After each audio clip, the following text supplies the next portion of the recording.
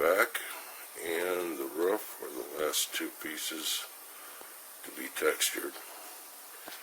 Everything's going to have to be sanded and detailed. Doesn't it look spooky? Like the house Herman Munster used to have.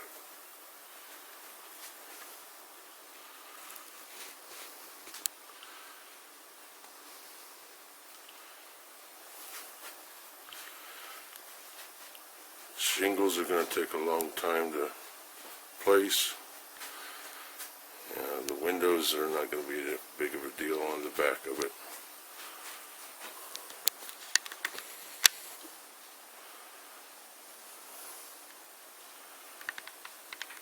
That's going to be the Howell house. 1936 from England and Ireland to Brooklyn, New York. That's America.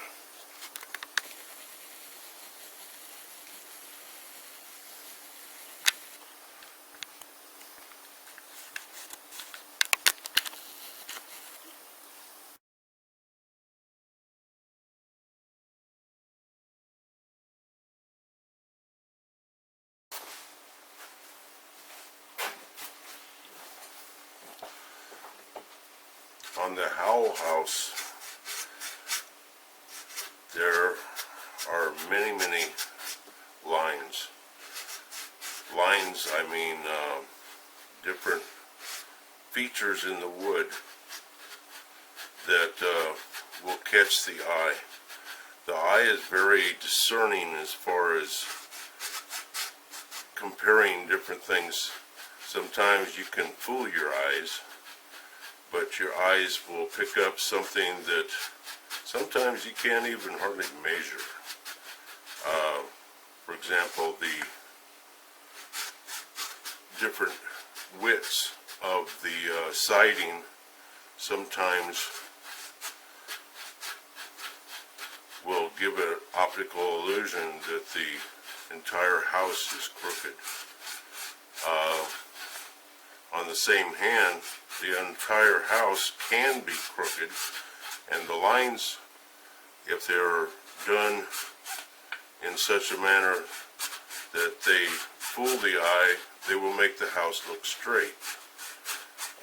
Don't ask me how, why, or anything else. All I know is that my many years as a bricklayer, I have determined that the eye will be the final measuring point that you have to appease either by yourself or the customer that you're making this for, because the eye is what they're going to measure.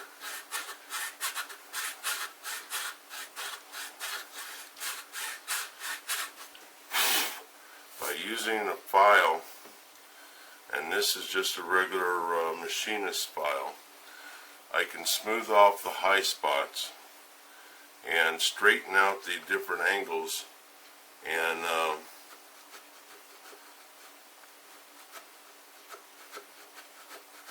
sometimes even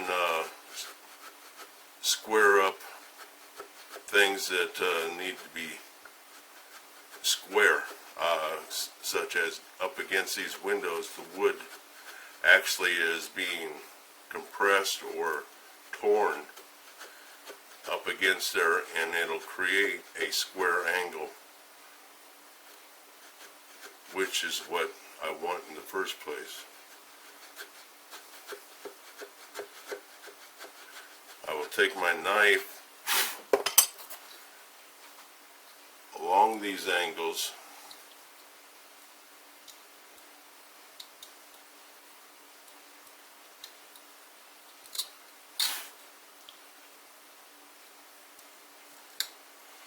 where the file can't get to, and make it look like the finished product.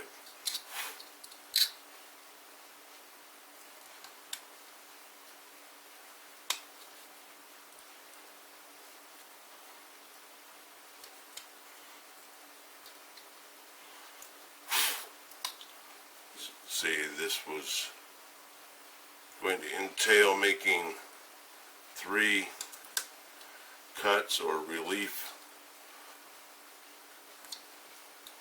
slices in order to get this little wedge out of each corner. Time consuming? Yes. Hard? No. It just takes time. But when you're trying to create a special effect, this is what I'm after. Slice down to create this angle across, and then angle of the siding.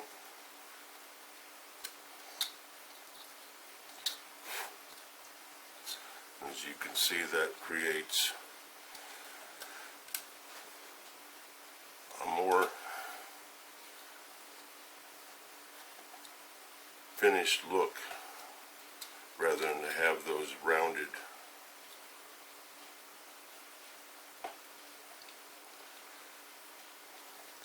Every circumstance, every different angle has a different solution.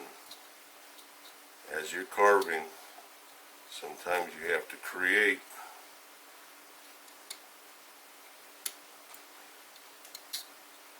your own solution.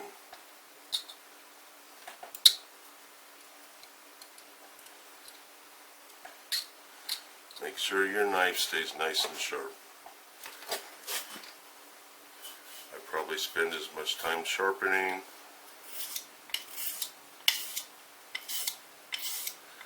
as I do carving. If you don't have a sharp knife, you're not going to have sharp edges on your carving piece. They'll look torn, tattered, take away from what you're doing. Only takes a second. Keep watching. When I started the Howell house, this is what it looked like. It started out as a log. This is one of the pieces that I squared up the Howell house with. Over here, I'm doing the finished sanding. Pretty much got all the carving done. The stain on the top is not a stain, it is the end grain of the log.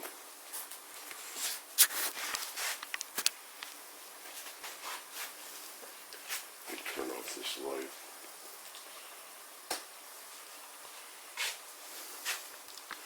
Add the glare to it.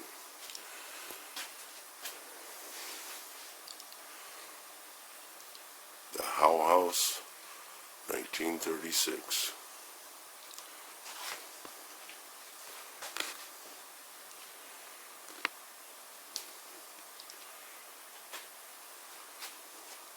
Another week of sanding and little touch-ups with a knife in the corners, and should be ready to be sanded or varnished and sent on to Mr. Howell in North Carolina.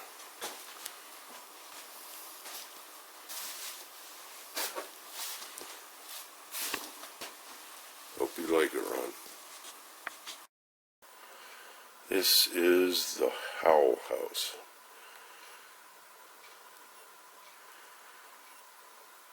Established in 1936.